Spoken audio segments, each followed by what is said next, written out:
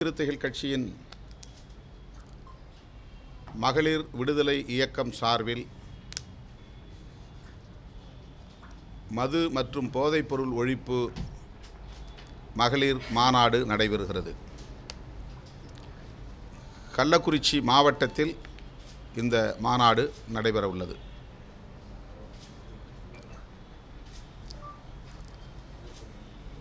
தமிழ்நாட்டில்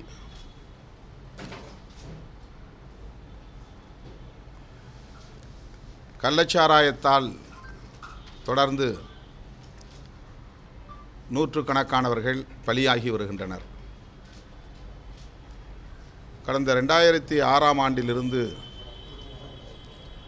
2024ஆம் ஆண்டு வரையில் 1589 பேர் பலியாகி இருக்கிறார்கள்.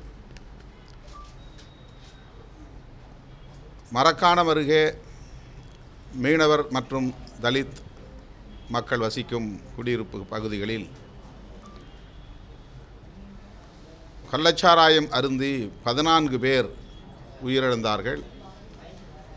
அது தமிழ்நாட்டையே உலுக்கியது.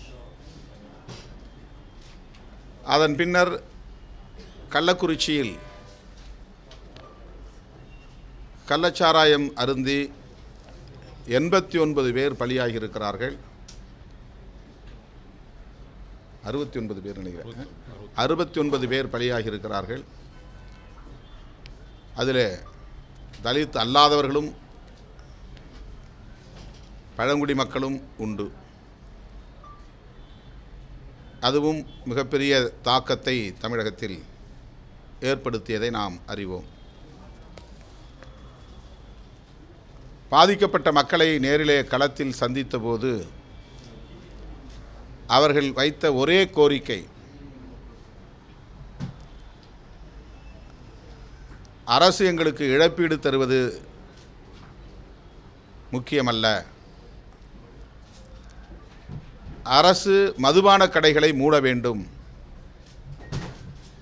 சாராயத்தை முற்றாக ஒழிக்க வேண்டும் என்பதுதான்.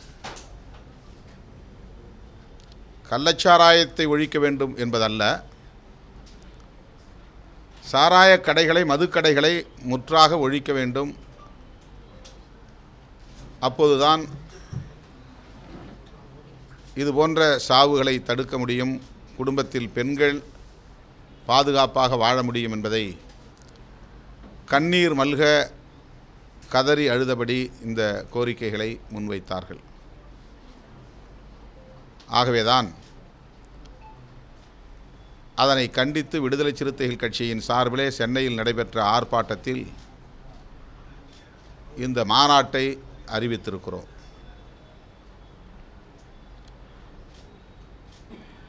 மதுவிலக்கு கொள்கையை தனது உயிர்மூச்சு கொள்கையாக கொண்டவர் காந்தியடிகள். புரட்சியாளர் அம்பேத்கர், தந்தை பெரியார் போன்ற பல தலைவர்கள் மதுவிலக்கு கொள்கையை உயர்த்தி பிடித்தார்கள், வலியுறுத்தினார்கள். காந்தியடிகள் அதை உயிர்மூச்சு கொள்கையாகவே அகிம்சையை எப்படி தனது முக்கியமான கொள்கைகளுள் ஒன்றாக அவர் முன்வைத்தாரோ, அந்த வரிசையில் மதுவிலக்கு கொள்கையும் அவருடைய முதன்மையான கொள்கைகளுள் ஒன்று. அரசியல் அடிப்படையில், கருத்தியல் அடிப்படையில் அவரோடு விடுதலை சிறுத்தைகள் கட்சி அல்லது அம்பேத்கர் இயக்கங்கள் முரண்பட்டாலும் கூட மதசார்பின்மை, மதுவிலக்கு போன்றவற்றில் முழுமையாக உடன்படுகிறோம் காந்தியடிகளின் நிலைப்பாட்டுடன். அந்த வகையில் அக்டோபர் 2 காந்தியடிகள் பிறந்த நாளில் விடுதலை சிறுத்தைகள் கட்சி லட்சக்கணக்கான மகளிரை திரட்டி மது மற்றும் போதைப்பொருள் ஒழிப்பு மாநாட்டை வலியுறுத்துகிறோம். அதில் முதன்மையான கோரிக்கை, தமிழ்நாட்டில் படிப்படியாக மதுக்கடைகளை மூட வேண்டும். 2016ஆம் ஆண்டு தேர்தல் அறிக்கையில் திராவிட முன்னேற்றக் கழகம் படிப்படியாக மதுவிலக்கை நடைமுறைப்படுத்தும் என்று உறுதியளித்தது. திமுகவுக்கும் மதுவிலக்கு கொள்கையிலே உடன்பாடு உண்டு, அதிமுகவுக்கும் உடன்பாடு உண்டு, இடதுசாரி கட்சிகளுக்கும் மதுவிலக்கு கொள்கையிலே உடன்பாடு உண்டு, விடுதலை சிறுத்தைகள் கட்சிக்கும் மதுவிலக்கு கொள்கையில் உடன்பாடு உண்டு. ஆகவே தமிழ்நாட்டில் உள்ள எல்லா கட்சிகளுமே மதுவிலக்கை வலியுறுத்துகிற போது மதுக்கடைகளை மூடுவதில் என்ன தயக்கம் என்பதுதான் நாம் எழுப்ப விரும்புகிற கேள்வி. நல்ல சாராயத்தால் கள்ளச்சாராயத்தை தடுக்க முடியும் என்கிற வாதம் ஏற்புடையதல்ல. சாராயம் என்றாலே அது கேடுதான். நல்ல சாராயம் என்று எதுவும் இல்லை. சாராயம் என்பதே உள்ளத்துக்கும் உடலுக்கும் தீங்கானது, சமூகத்திற்கும் தேசத்திற்கும் கேடானது. ஆகவே முழுமையான மதுவிலக்கு என்பதுதான் தீர்வாக இருக்க முடியும். அரசாங்கமே மதுபானத்தை விற்பனை செய்தால் கள்ளச்சாராயத்தை கட்டுப்படுத்த முடியும் என்பது ஒரு கற்பனாவாதம். அது எல்லா மாநிலங்களிலும் கள்ளச்சாராயம் புழக்கத்தில் இருக்கிறது. 1-2 மாநிலங்களை தவிர எல்லா மாநிலங்களிலும் அரசு மதுபான கடைகளை திறந்திருக்கிறது. பீகாரிலே, குஜராத்திலே மாநில அரசுகள் மதுவிலக்கை நடைமுறைப்படுத்தினாலும் கள்ளச்சாராய புழக்கம் இருக்கத்தான் செய்கிறது. அதற்கு காரணம் அண்டை மாநிலங்களில் மது புழக்கம், அரசு மதுபான கடைகள் இயங்குகின்றன. அதனையொட்டி கள்ளச்சாராயத்தை கட்டுப்படுத்த முடியவில்லை. சாராய விற்பனையிலே அரசு ஒரு தாராளமான நிலைப்பாட்டை எடுக்கிற போது கள்ளச்சாராயத்தை கட்டுப்படுத்துவதற்கு அவர்களால் கவனம் செலுத்த முடிவதில்லை என்பதுதான் நடைமுறை உண்மையாக இருக்கிறது. எனவே நல்ல சாராயம் கள்ளச்சாராயம் என்கிற வாதமே கூடாது. முழு மதுவிலக்கு என்பதுதான் ஒரே தீர்வு என்பதை அனைத்து ஜனநாயக சக்திகளும் ஒருங்கிணைந்து குரல் கொடுக்க வேண்டிய தேவை இருக்கிறது.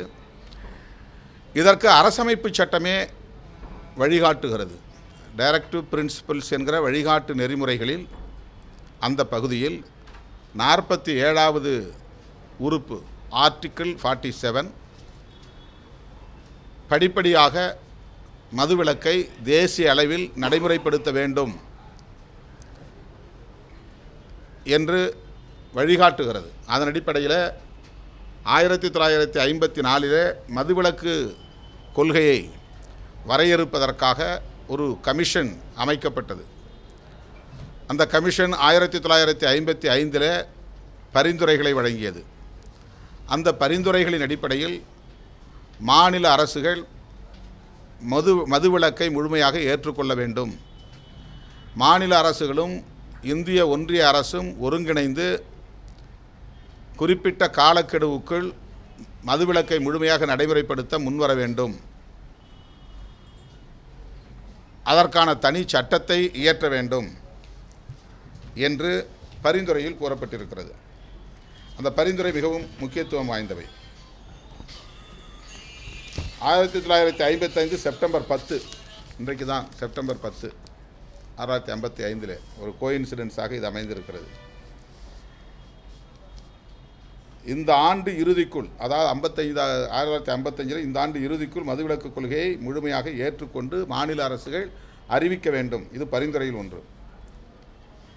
ஒன்றிய அரசின் மதுவிலக்கு திட்டங்களுக்கு முழுமையாக ஒத்துழைப்பு வழங்க வேண்டும். ஒன்றிய அரசானது மக்களுக்கு இது பற்றிய கல்வியை ஊட்டுவதன் மூலம் மதுவிலக்கை ஏற்றுக்கொள்ள செய்ய வேண்டும். அதாவது ஒரு பிரச்சாரமே இது சம்பந்தமாக செய்ய வேண்டும் என்பதோடு கல்வி மூலமாகவும் இதை பரப்ப வேண்டும். இது பற்றிய விழிப்புணர்வை பரப்ப வேண்டும். 1958 ஏப்ரல் 1ஆம் தேதி தேசிய அளவில் இதற்கென சட்டம் ஒன்று இயற்றப்பட வேண்டும். அதுக்கு டேட் குறிச்சிருக்காங்க. 1958 ஏப்ரல் 1ஆம் தேதிக்குள்ளே சட்டம் இயற்ற வேண்டும். Central legislation. இந்திய ஒன்றிய அரசு மதுவிலக்கு தொடர்பாக, போதைப்பொருள் ஒழிப்பு தொடர்பாக ஒரு சட்டத்தை இயற்ற வேண்டும் என்று அந்த மதுவிலக்கு விசாரணை குழு பரிந்துரைத்திருக்கிறது. இதுவரையில் மதுவிலக்கு கொள்கையை ஏற்காத மாநில அரசுகள் 1956 ஏப்ரல் 1ஆம் தேதிக்குள்ளாக ஏற்றுக்கொள்ள வேண்டும். அதற்கு ஒரு காலக்கெடு விதித்திருக்கிறது. 55 கொடுத்த அறிக்கையில் 56 ஏப்ரல் 1க்குள்ளாக எல்லா மாநில அரசுகளும் மதுவிலக்கு கொள்கை அளவிலே ஏற்றுக்கொள்ள வேண்டும். அரசு ஊழியர் நடத்தை விதிமுறைகளில் மது அருந்துவதில்லை என்பதை கட்டாயம் இடம்பெறச் செய்ய வேண்டும். உடல்நலத்துக்கு தீங்கு விளைவிக்கும் கஞ்சா உள்ளிட்ட போதைப் பொருட்களின் விற்பனையை படிப்படியாக நிறுத்தப்பட வேண்டும். பாதுகாப்பு படையினரிடையே மதுவிலக்கு முழுமையாக ஏற்கப்பட வேண்டும். மிலிட்ரியில் மது அருந்துவது ஒரு ஃபேஷனாக அங்கீகரிக்கப்பட்டிருக்கிறது. அவங்களுடைய மிலிட்ரி கேன்டீனில் எல்லா IMF மதுவும் தாராளமாக குறைந்த விலைக்கு கிடைக்க ஏற்பாடு செய்திருக்கிறார்கள். மிலிட்ரியில் இருந்தாலே மது அருந்தலாம் என்கிற ஒரு பொது நியதி இன்றைக்கு நடைமுறையிலே இருக்கிறது. ஆகவே தான் பாதுகாப்பு படையினரிடையே மதுவிலக்கை முழுமையாக ஏற்கப்பட செய்ய வேண்டும். பழங்குடியினர் வசிக்கும் பகுதிகளில் மதுவிலக்கு கொள்கையை மனமாற்றத்தின் மூலமாக ஏற்படுத்த வேண்டும். அவர்களை தண்டிப்பதன் மூலமாக அதை திணிக்கக்கூடாது. ஆனால் கள்ளமது தயாரிப்பதை தடுக்கும் விதம் தண்டனை வழங்கப்படலாம். இது ஏன் அப்படி சொன்னாங்கன்னா, அந்த குழுவில் இடம்பெற்றவர்களில் ஒருவர் எழுந்து முழு மதுவிலக்கு கூடாது, மதுவிலக்கை திணிக்கக்கூடாது, தலித்துகளும் பழங்குடி மக்களும் கடுமையான உடல் உழைப்பை செய்யக்கூடியவர்கள், அவர்கள் மது அருந்தினால்தான் அந்த வேலையை செய்ய முடியும். கழிவறைகளை சுத்தம் பண்ணுவது, சாக்கடைகளை சுத்தம் செய்வது போன்ற பணிகளை செய்யக்கூடியவர்கள் மது அருந்த வேண்டும் என்று நியாயப்படுத்தி அந்த வேலையை அவர்கள் செய்ய வேண்டுமானால் அவர்கள் போதையில் இருந்தால்தான் செய்ய முடியும் என்பதை போன்ற ஒரு கருத்தை அவர் தெரிவித்த காரணத்தினால் அதை எதிர்த்து அதில் இருந்தவர்கள் சொன்னார்கள். ஆனாலும் பழங்குடியின மக்களை இதன் பெயரில் தண்டிக்கக்கூடாது, கள்ளச்சாராயம் காய்ச்சினால் அவர்களை கடுமையாக தண்டிக்கலாம் என்ற ஒரு லிபரல் பாலிசி, அதில் ஒரு நிலைப்பாட்டை எடுத்தார்கள். நாட்டில் மதுவிலக்கு கொள்கை முழுமையாக நடைமுறைக்கு வந்தால் அயல்நாட்டு தூதரகங்கள் அளிக்கும் விருந்துகளிலும் மது வழங்குவது தடை செய்யப்பட வேண்டும். ஏப்ரல் 1, 1958க்கு பிறகு மது அருந்துவதற்கான பர்மிட் அனைத்தும் செல்லாது என ஆக்கப்பட வேண்டும். இது 11 பரிந்துரைகள். 1955 செப்டம்பர் 10 மதுவிலக்கு விசாரணை குழு இந்திய ஒன்றிய அரசுக்கு அளித்த பரிந்துரைகளில் சொல்லப்பட்டிருப்பவை. ஆகவே விடுதலை சிறுத்தைகள் கட்சி அரசமைப்பு சட்டத்தின்படி உறுப்பு எண் 47 படி தேசிய அளவில் மது மற்றும் போதைப்பொருள் ஒழிப்புக்கான கொள்கையை வரையறுக்க வேண்டும், அதன் அடிப்படையில் சட்டம் இயற்ற வேண்டும் என்று வலியுறுத்தி இந்த மாநாட்டை நடத்துகிறோம். இதை முடிச்சிடறேன். தமிழ்நாட்டில் 1971 மதுவிலக்கு ரத்து செய்யப்பட்டு மதுக்கடைகள் திறக்கப்பட்டன. 71 பெண்களின் எதிர்ப்பின் காரணமாக 74 செப்டம்பர் 1 மதுக்கடைகள் மூடப்பட்டன. இது ரெண்டும் அப்போ திமுக ஆட்சியில் இருந்த காலம். 71 திறக்கப்பட்டது, 74 மூடப்பட்டது. அப்படி மூடப்பட்ட மதுக்கடைகள் 81 மீண்டும் திறக்கப்பட்டது. இது எம்ஜிஆர் ஆட்சி காலத்தில், அதிமுக ஆட்சி காலத்தில் 81 மக்களை சீரழிக்கும் போதைப் பொருட்களில் இது இல்லாமல் மது இல்லாமல் ட்ரக்ஸ் அண்ட் அதர் சப்ஸ்டன்சஸ் நிறைய புழக்கத்தில் இருக்குது. கஞ்சா, ப்ரவுன் சுகர், கொக்கைன், இந்த மாதிரியான பல போதைப் பொருட்கள் இன்றைக்கு கிராமப்புறங்கள் வரையில் ஊடுருவி இருக்கின்றன. அதில் மது அருந்தக்கூடியவர்கள் 20% பேர். இன்றைக்கு மாநில அரசினுடைய வருவாயில் 2.25 லட்சம் மொத்தம் வருவாய், ஒரு ஆண்டுக்கான பட்ஜெட் 2,70,000 கோடி, 2.25 லட்சம் கோடி மாநில அரசின் மொத்த வருவாய், மாநில வருவாய். அதில் 17% மதுபான விற்பனையின் மூலம் வருகிறது. 45,000 கோடி 2023 2024 ஆண்டில், இந்த நிதியாண்டில் 45,000 கோடி மது மூலமாக அரசுக்கு வருவாய் என்று அரசே தந்திருக்கிற புள்ளி விவரத்தில் சொல்லப்பட்டிருக்கிறது. இதை 50,000 கோடியாக உயர்த்த வேண்டும் என்று IAS IPS அதிகாரிகளை கொண்டு இதற்கென்று தனியே மார்க்கெட்டிங் செய்கிறார்கள், சந்தைப்படுத்துகிறார்கள். இது உள்ளபடியே வேதனைக்குரியது. அரசுக்கு வரி வருவாய் மூலமாக வெவ்வேறு தளங்களிலிருந்து நிதியை மொத்த வருவாயை ஈட்ட முடியும். எல்லோரையும் மது நோயாளிகளாக, குடி நோயாளிகளாக மாற்றிவிட்டு அவர்களுக்கு நலத்திட்டங்களை அறிவிப்பதில் எந்த பயனும் இல்லை. கனிம வளங்களின் மூலமாக வரி வருவாயை பெருக்கிக் கொள்ள மாநில அரசுகளுக்கு அதிகாரம் இருக்கிறது என்று உச்சநீதிமன்றமே தனது தீர்ப்பில் குறிப்பிட்டிருக்கிறது. ஜிஎஸ்டி வரியின் மூலம் மாநில அரசுகளுக்கு சேர வேண்டிய பாக்கியை இந்திய ஒன்றிய அரசு தராமல் முடக்கி வைத்திருக்கிறது. அதை பெறுவதன் மூலம் வரி வருவாயை சீர் செய்ய முடியும். ஆகவே மது விற்பனையின் மூலம் வருவாயை பெருக்க முயற்சிப்பது எந்த வகையிலும் ஈடுபாடு ஏற்புடையதல்ல. இந்த மதுவை தாண்டி இந்திய மக்கள் தொகையில் 20% பேர் மது அருந்தக்கூடிய, 5இல் ஒருவர் மது அருந்தக்கூடியவராக இருக்கிறார். இந்திய மக்கள் தொகையில் 20% பேர் மது அருந்தக்கூடியவர்களாக இருக்கிறார்கள். 3% பேர் கஞ்சா பயன்படுத்துகிறார்கள். 0.2% பேர் ஹெராயின் பயன்படுத்துகிறார்கள். 0.5% பேர் ஒப்பியம் பயன்படுத்துகிறார்கள். 1% பேர் இதர போதைப் பொருட்களை பயன்படுத்துகிறார்கள். மாநிலங்களவையிலே கடந்த 2023 டிசம்பர் மாதம் 13ஆம் தேதி எழுப்பப்பட்ட கேள்விக்கு 10 வயதிலிருந்து 11 வயது கொண்ட மக்கள் தொகையில் 30 லட்சம் பேர் மது அருந்துவதாகவும், 20 லட்சம் பேர் கஞ்சா பயன்படுத்துவதாகவும், 98 லட்சம் பேர் பிற போதைப் பொருட்களை பயன்படுத்துவதாகவும் தெரிவிக்கப்பட்டுள்ளது. 18 வயது, இது 17 வயசுக்குள்ள டீனேஜ், சொல்லப்போனால் அவங்கெல்லாம் சில்ட்ரன், குழந்தைகள், பள்ளி கல்லூரி மாணவர்கள், இளம் வயதை சார்ந்தவர்கள்.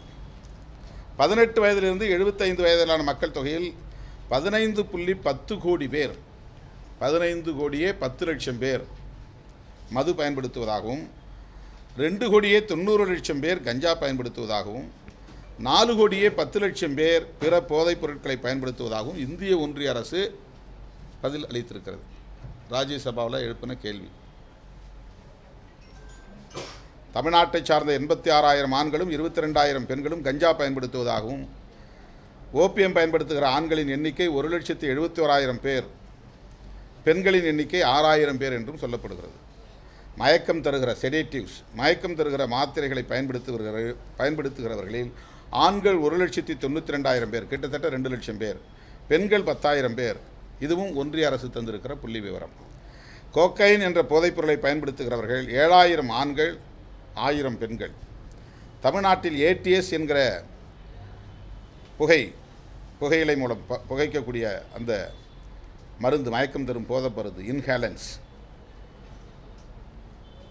ஹாலுசினோஜன்ஸ், புத்திய நிலைகளை செய்யக்கூடிய போதைப் பொருட்கள், இது 1,82,000 பேர். பெண்கள் இதில் மட்டும் 13,000 பேர்.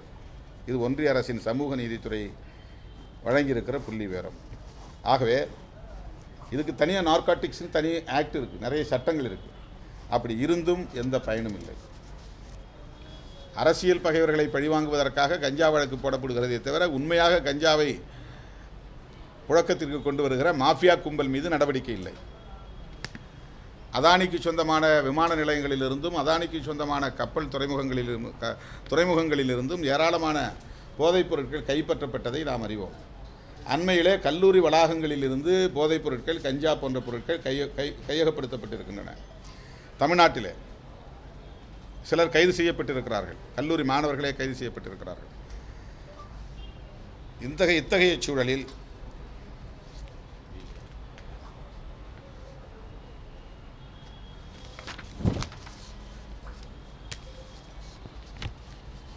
நாம் இந்த மாநாட்டின் மூலம் முன்வைக்க விரும்புகிற கோரிக்கைகள், ஒன்று, இந்திய அரசுக்கு வைக்கிற கோரிக்கைகள், அரசமைப்பு சட்டத்தின் உறுப்பு எண் 47 கூறியுள்ளவாறு மதுவிலக்கை தேசிய கொள்கையாக அறிவிக்க வேண்டும்.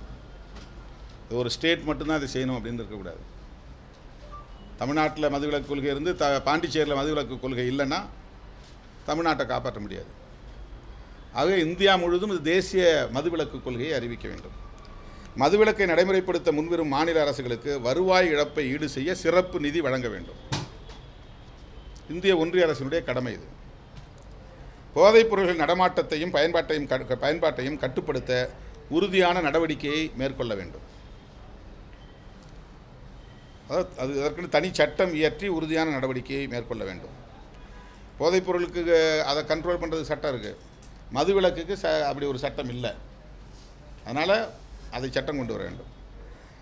தமிழ்நாடு அரசுக்கு விடுதலை சிறுத்தைகள் முன்வைக்கக்கூடிய கோரிக்கை, மதுக்கடைகளை முற்றிலுமாக மூடுவதற்கு கால அட்டவணையை அறிவிக்க வேண்டும். படிப்படியாக இவ்வளவு கடைகள் நாங்கள் மூட போகிறோம், இந்த வருமானத்தை 45,000 கோடியை 40,000 கோடியாக குறைக்க போகிறோம், 40,000 கோடியை அப்புறம் 30,000 கோடியாக குறைக்க போகிறோம், 30,000 கோடியை 20,000 கோடியாக குறைக்க போகிறோம் என்று தமிழ்நாடு அரசு அதிகாரப்பூர்வமாக மதுக்கடைகளை மூடுவதற்குரிய கால அட்டவணையை அறிவிக்க வேண்டும். போதைப் பொருட்கள் நடமாட்டத்தை கட்டுப்படுத்த உறுதியான நடவடிக்கைகளை எடுக்க வேண்டும். மது மற்றும் போதைப் பொருட்கள் ஒழிப்பு பரப்புரையில் மகளிர் சுய உதவி குழுக்களை ஈடுபடுத்த வேண்டும். மது மற்றும் போதைப் பொருட்கள் நோயாளிகளுக்கு சிகிச்சை அளிக்க, மறுவாழ்வு அளிக்க ஏற்பாடு செய்ய வேண்டும். இப்போ இவ்வளோ 45,000 கோடி வருமானம் வருகிறது. ஆனால் அடிக்ஷன் சென்டர் கவர்மெண்ட் மூலமாக இருக்கான்னா இல்லை, ரீஹாபிலிட்டேஷன் சென்டர் இருக்கான்னா இல்லை, கவுன்சிலிங் சென்டர்ஸ் ஏதாவது ஹாஸ்பிட்டல்ஸில் இருக்கான்னா இல்லை. குடிநோயாளிகளை சரி செய்வதற்கு, காப்பாற்றுவதற்கு, அந்த குடும்பங்களை காப்பாற்றுவதற்கு இந்த 45,000 கோடியில் ஒரு 1,000 கோடி ரூபாயை ஏன் செலவு பண்ணக்கூடாது? ரீஹாபிலிட்டேஷன் சென்டர் ப்ரைவேட் தான் வச்சுருக்கான். ப்ரைவேட் வச்சுருக்க ரீஹாபிலிட்டேஷன் சென்டரில் பெருசாக ரிசல்ட் கிடைக்கல. போயிட்டு வெளியே வர்றவங்க மறுபடியும் அதே நிலையில் தான் இருக்கிறாங்க. சில புகார்களும் இருக்கிறது, அவங்கள கடுமையாக வதைக்கிறார்கள் குடிக்கக்கூடாதுன்னு சொல்லி அப்படின்லாம் சொல்கிறாங்க. அது எந்த அளவுக்கு உண்மைன்னு தெரியல.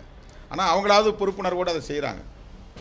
Private sectors NGOs rehabilitation centre வச்சு இந்த மாதிரி குடிநோயாளிகளை காப்பாற்றுகிறார்கள். அவங்களுக்கு நிறைய மருத்துவம் செய்கிறாங்க, அல்லது கவுன்சிலிங் கொடுக்குறாங்க. அவங்களுக்கு டே டு டே ஆக்டிவிட்டீஸ், அது ஒரு ப்ராக்டிஸ் கொடுக்குறாங்க. 7 மணிக்கு எழுந்திருக்கணும், 5 மணிக்கு அவங்க கடவுளை வணங்கணும், மந்திரம் சொல்லணும், பைபிளை படிக்கணும், அல்லது வேதங்களை படிக்கணும். இந்த மாதிரி அவங்களுடைய அந்த மைண்டு டைவர்ஷன் பண்ணக்கூடிய சில ப்ராக்டிஸ்லாம் அவங்களுக்கு சொல்லிக் கொடுக்குறாங்க. எக்ஸசைஸ் சொல்லிக் கொடுக்குறாங்க, யோகா சொல்லிக் கொடுக்குறாங்க, ஸ்போர்ட்ஸ் ஆக்டிவிட்டீஸில் ஈடுபடுத்துகிறாங்க. இதெல்லாம் ரீஹாபிலிட்டேஷன் சென்டர். பட் அது மாதிரி கவர்மெண்ட் வச்சுருக்காங்களா? 45,000 கோடி மது மூலமாக வருமானம் வருகிற போது அதில் ஒரு போர்ஷன் ஏன் அடிக்ஷன் சென்டருக்கு பயன்படுத்தக்கூடாது, ரீஹாபிலிட்டேஷன் சென்டருக்கு பயன்படுத்தக்கூடாது? ஒவ்வொரு மருத்துவமனையிலும் அடிக்ஷன் சென்டர் இருக்கணும், ஒவ்வொரு மருத்துவமனையிலும் ரீஹாபிலிட்டேஷன் சென்டர் இருக்கணும். அதுக்கு சைக்காட்ரிஸ்ட் அண்ட் சைக்காலஜிஸ்ட் நிறையா நியமனம் பண்ணணும், அப்பாயின்மெண்ட் பண்ணணும். இந்தியாவை,